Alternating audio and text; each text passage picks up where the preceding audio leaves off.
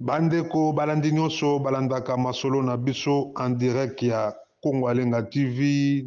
Mbote mbote, nzamba pambola bino ya bino ndeko Congo Alenga, mwana ya fumu kimbangu ya solo. Bandeko toyi lisusu kobeta mbela kaka na likambo etali pasi pe mawa oyo esali biso na mboka ya Congo na mvula oyo uteki kobeta mikolo uti koleka lobi awa. Bandeko ebomi bandeko na biso, vraiment famille mobimba basili kokufa, nzela ebukani oyo ye uta Kinshasa ekenda ba Congo Central kote ya Matadi Mayo. Bandeko na ngai bazali kolela, nzela ezali lisusu te pote ya solo obiki nzela toza nango kaka moko, yango tobetaka mbele epai ya bakonzi na biso.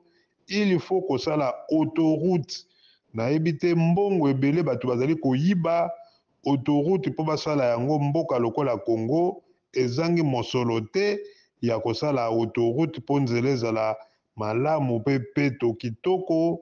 Tozali na courant na biso ya inga, autoroute na biso babelge bazwa courant na biso. Soki ozali kotambusa voiture na autoroute ya babelge, bandeko minda pelele autoroute moko eleki oyo ya babelge na Europe awa ezali te. Nyonso wana courant ezali ya biso ya inga, bango bazali koyiba yango, bazali koexploite yango, kasi biso moko na mboka na biso 0 autoroute kutu nano esalama te. Yango tozali kobeta mbela na président de la république alandela biso likambo ya autoroute esalama na mboka ya Congo. Banzela ezali kosalama malamu na Kinshasa, kasi tala nzela bachinois basalaki yango ebukani, bato bazali kolela. Tala bandeko na biso famille mobimba, mama akufi na papa na bana na ye misato soki mine. Bandeko ezali pasi, ndako ekei, bandako ya bato mosusu ekei. Bandeko toyebi te tokosuka wapi na mboka na biso, mboka ya Congo. Soki totali ba chef coutumier bango pe kuna bakoma na kanda, bakoma kosakrifie bato, balobi ke bango pe bazalaka na kanda pote ya solo bakipaka bango te. Ndenge tolandaka chef coutumier ya Mbetengi ya loba yango polele, ba erosion nyonso ezalaka na Kinshasa, bamvula nyonso ya makasi ebetaka, biso nde ba chef coutumier tobetisaka yango po tozali na kanda ndenge bakipaka biso te. Yango ba autorité na biso bandeko bososola monene ya mfumu kimbangu. Mabele ya Congo nzambe atindelaka biso motindami na molimo po te aya kosalisa biso toyeba kotia ye na place na ye, sino te mboka ya Congo mingi kosalama kasi kobanda nango kaka kokufa, pamba te bato nyonso bazali na kanda, baza na mitema ya pasi na motema. Tika ete nzambe apambola Congo, tika ete kimia ezala epai ya bakambi na biso, nzambe ayeba kovisite bango, bakoma na bolingo, bayeba kososola, basalisa mabele na bango, batika koyiba mbongo, pamba te koyiba mbongo ezali malamu te, bokoboma oyo ya bino mboka. Nzamba apambola bino, mes condoléances na bandeko oyo basili kokufa, famille na bango nyonso biologique.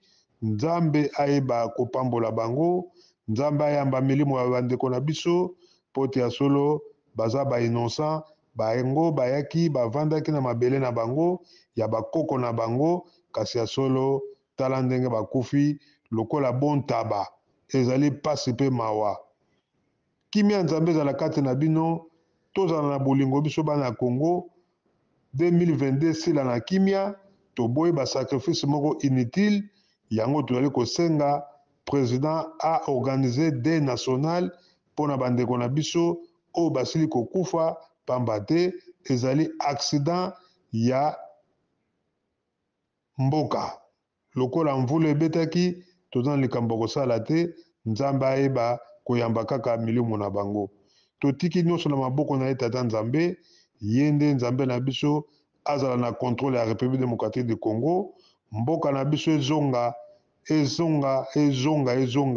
pe kimia, ba autorité bayeba kotika koyiba mbongo, kasi basala nde musala toza na posa autoroute route nationale o ba belge batika soki tozali ko bamba yango ekosala kaka eloko te kasi biso pe tolakisa ke tosali oyo ya biso ke ba belge bafingaka biso ntango nyonso lokola bebe oyo bazali komelisa miliki biso tosi tokóma kolia fufu tozali na posa banzela na biso ebonga président de la république tongela biso autoroute route nationale ebonga ekoma banzela mibale po moko soki ekufi mosusu kuna ekoki koremplace tala lelo oyo ezali pasi mpe mawa merci mingi ya bino ndeko Kongo Alenga mwana fumuki mbangu tozali toujours wana abonnez-vous na Kongo Alenga TV tokomemela bino kaka ma ezali koleka na mboka na biso bandeko bosabone merci mingi na bandeko nyonso bazali kosabone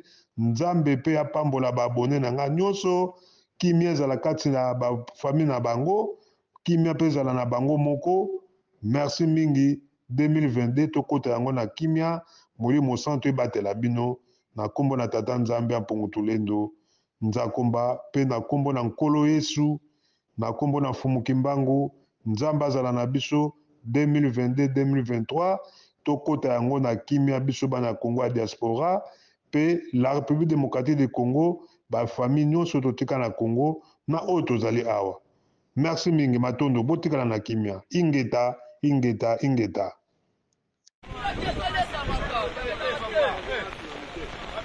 Aris, tu vois, la route est complètement coupée. Donc on ne peut pas passer. Je ne sais pas par quel miracle.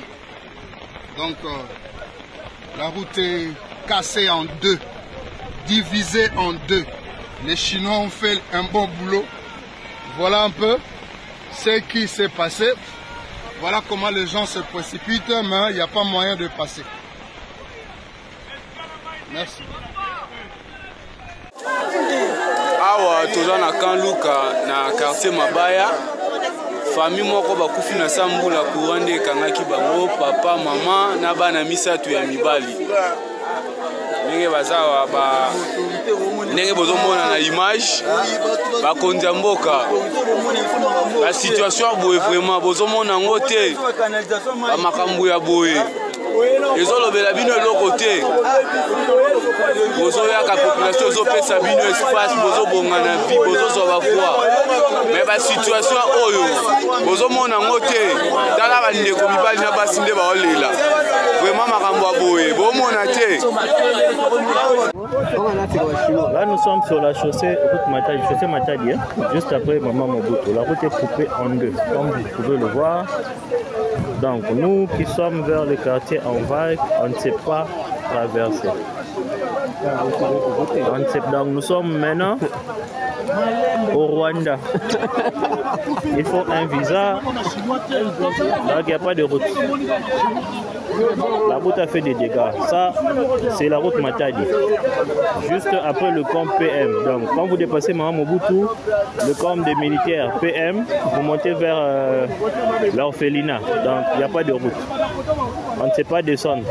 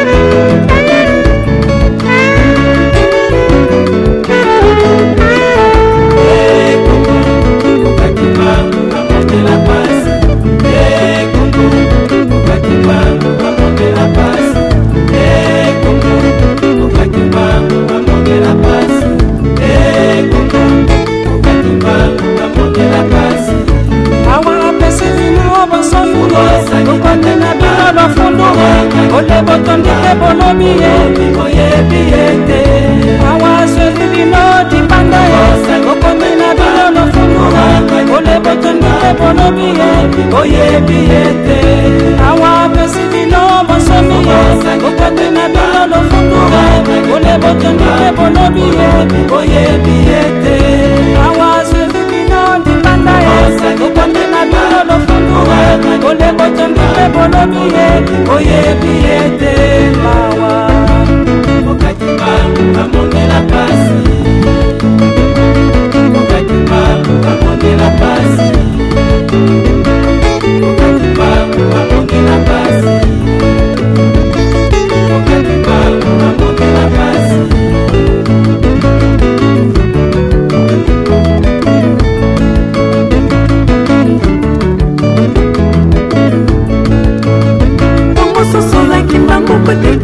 Kisandela yo anyoko makingula tukumisa tona boloko pe ya ndimiliwa mabeni mitoma ya kolo wasalaki kati na mokili kongo sosola osali mboka ya dilaka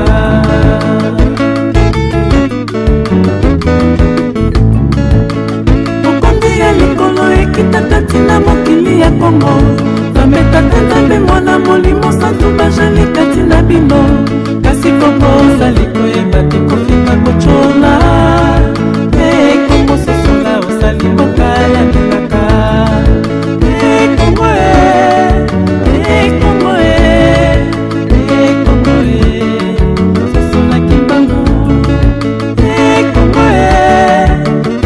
kongo kongo sosolaki